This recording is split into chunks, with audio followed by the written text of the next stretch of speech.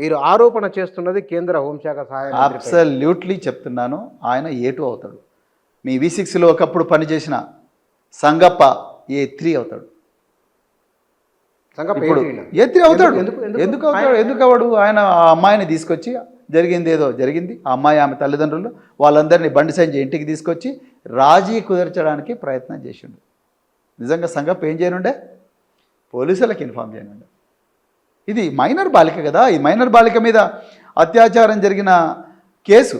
అట్లా పోలీసు వాళ్ళకి ఇన్ఫామ్ చేయనుండే కదా, షీ టీమ్కి ఇన్ఫామ్ చేయనుండే, భరోసా సెంటర్కి ఇన్ఫామ్ చేయనుండే, director general of women safety ఆ మేడంకి ఇన్ఫామ్ చేయనుండే. డైరెక్ట్ చెప్పే ధైర్యం లేకపోతే ఈమెయిలో లేకపోతే వాట్సాప్ మెసేజ్ పెట్టనుండే, ఆకాశరామన్న ఉత్తరం రానుండే. బండి సంజయ్ సంగప్ప ఇద్దరు కలిసి ఈ కేసును అణిచివేసే ప్రయత్నం, రూపుమాపే కుట్ర చేసిండ్రు. మీరు ఎట్లా చెప్తున్నారు? లేకపోతే మే 8వ తారీఖు నాడు, ఏప్రిల్ 23వ తారీఖు నాడేమో సంగప్ప వీళ్ళని తీసుకొని ఇక్కడికి పోతాడు. జూబ్లీహిల్స్లో బండి సంజయ్ ఇంటికి పోతాడు. ఆ బండి సంజయ్ ఇంట్లో వాళ్ళని బెదిరిస్తారు. నా సంగతి మీకు తెలియదు, మీ బిడ్డ ఎవరెంతో తిరిగిందో నాకు తెలియదు, మా సంగతి మీకు తెలియదు, నేను బీజేపీ రాష్ట్ర అధ్యక్షుడిగా నన్ను పార్టీ పక్కకు పెడితే నా కోసం 8 మంది సూసైడ్ చేసుకున్నట్టు నా సంగతి నీకు తెలుసు కదా, నకరాలు చేయకుండా ఎవరినట్టు సెటిల్ చేసుకుందాం, గెట్ అవుట్, ఇక్కడ నుంచి దొబ్బేయండి అని చెప్పిండు బండి సంజయ్ అని నాకు తల్లి చెప్పిందండి. రైట్. సో ఆమెతో నేను మాట్లాడితే ఆమె నాకు ఫోన్లోనో నేరుగా వెళ్ళి మాట్లాడారు? ఫోన్లో చెప్పింది. సో అలాంటి వ్యక్తి ఎందుకు నిందితుడు కాడండి?